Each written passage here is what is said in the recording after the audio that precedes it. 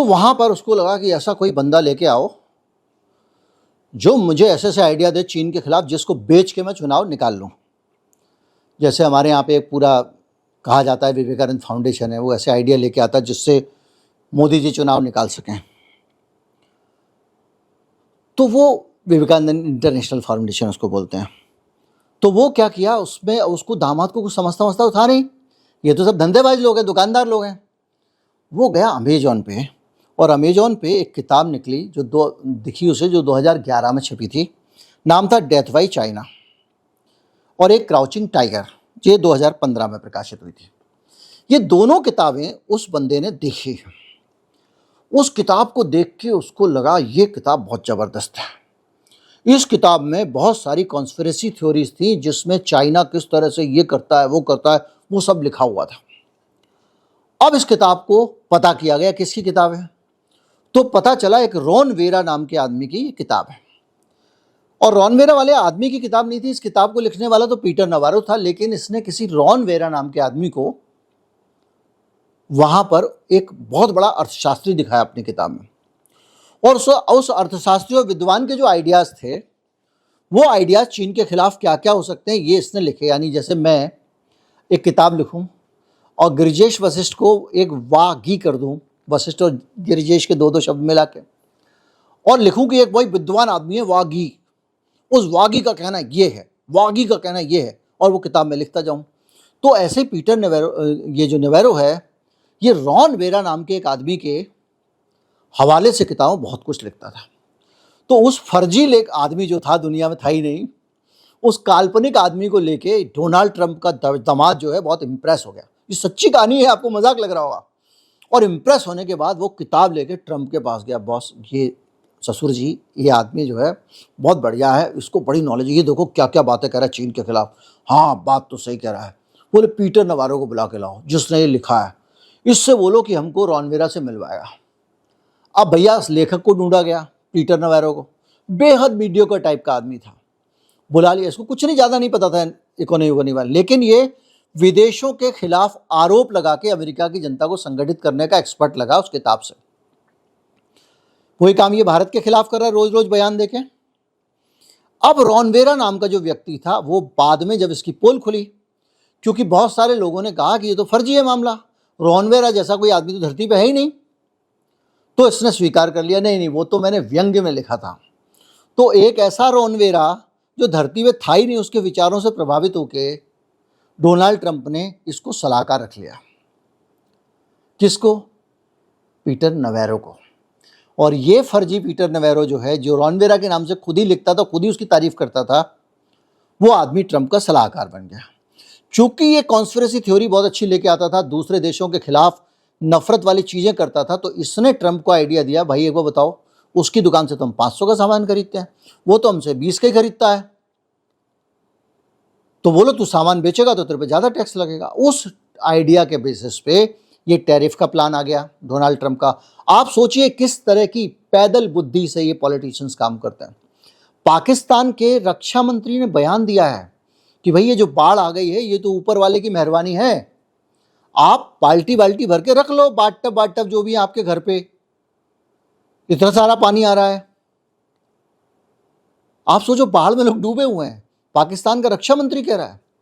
और उसी तरह से ये वहां बैठा हुआ है, आप देखो सब तरफ इसी तरह के दिख रहे हैं आप।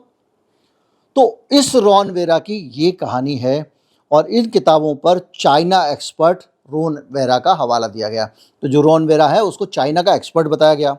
नवारो ने बाद में इसको स्वीकार कर लिया। जैरेड कुशनर का जो नवारो से परिचय हुआ, वो मैंने आपको बताया कि कैसे अमेजोन पे किताब देखी, किताब को भी उसने पढ़ा नहीं, उसको किताब का जो कवर है ना, डेथ बाय चाइना, वो क्लिक कर गया, उसी भर पे उसने उसको रिकमेंड कर दिया राष्ट्रपति का सलाहकार बनने के लिए। आप सोचिए, जैसा ट्रंप वैसे उसका दामाद, और वैसे ही आदमी उसको मिला, और ये किताब नवेरो के ट्रंप तक पहुंचने का जरिया बन गई। 2017 में ट्रंप पावर में आते हैं और उन्होंने उठा के नवेरा को व्हाइट हाउस में एडवाइज़र बना दिया, office of the trade and manufacturing policy का डायरेक्टर। उनकी पोजीशन मजबूत ली इसलिए क्योंकि ट्रंप को टफ ऑन चाइना इमेज चाहिए थी।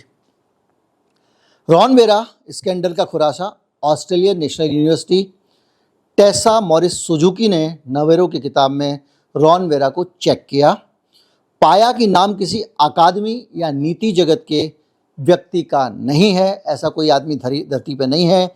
मीडिया ने रिपोर्ट किया कि रॉन वेरा पूरी तरह से फर्जी है। नवारो ने तब सफाई दी कि ये सैटारिकल फिगर था, ये केवल व्यंग्य में हमने बना दिया था। कुल मिला के जिस आदमी को कुछ नहीं पता है, लेकिन उसको ये पता है कि ट्रंप को वोट कैसे दिलवाए जा सकते हैं चाइना को गाली दे के, और चाइना को कौन कौन सी गाली दी जानी चाहिए, इस छोटी सी काबिलियत पे वो आदमी अमेरिका के राष्ट्रपति का सलाहकार बनता है। आप समझे, आप मोदी जी के भाषणों में कभी कभी अजीब अजीब चीज़ें कुछ लिख के आ जाती है तो क्यों आ जाती हैं। बहुत सारे लोग उनके ऐसे ही सलाहकार बन गए हैं। जब वो लिखते हैं ना कि वो आपका सिंदूर छीन लिया, सब कहीं से आता है लिख के, मोदी जी थोड़ी अपना भाषण लिखते हैं। तो ऐसे लोगों को उन्होंने पाल रखा है। तो ये है कहानी उस आदमी की जो कह रहा है कि ब्राह्मण कमाई कर रहे हैं। अरे भाई, ब्राह्मण, खैर उसकी बहुत सारे लोगों ने बोस्टन ब्राह्मण करके कहीं कहीं से उसका कनेक्शन जोड़ लिया है, लेकिन उस महामूर्ख पीटर नवेरो को उतनी एकेडमिक चीज़ें पता होंगी मुझे नहीं लगता। लेकिन जो भी है, ऐसे ऐसे लोग ये टैरिफ तय कर रहे हैं, और इसीलिए मैंने कल वीडियो बनाया था, बहुत कम लोगों ने उसमें रुचि ली। मैं आपको फिर कह रहा हूँ कि डोनाल्ड ट्रंप का टैरिफ अक्टूबर तक पूरी दुनिया से हट जाएगा, क्योंकि 2 अदालतों में ये हार चुका है, सुप्रीम कोर्ट बचा हुआ है।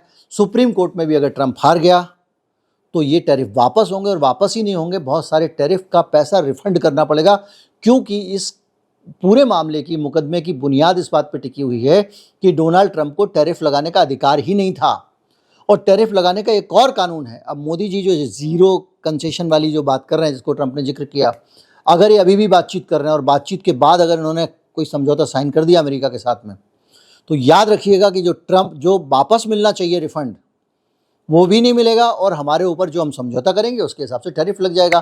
क्योंकि समझौता करके टैरिफ लगाने की छूट ट्रंप को है, ट्रंप को नहीं है। ट्रंप हमसे समझौता करेगा, उसके बाद जाके आगे संसद से पास कराएगा।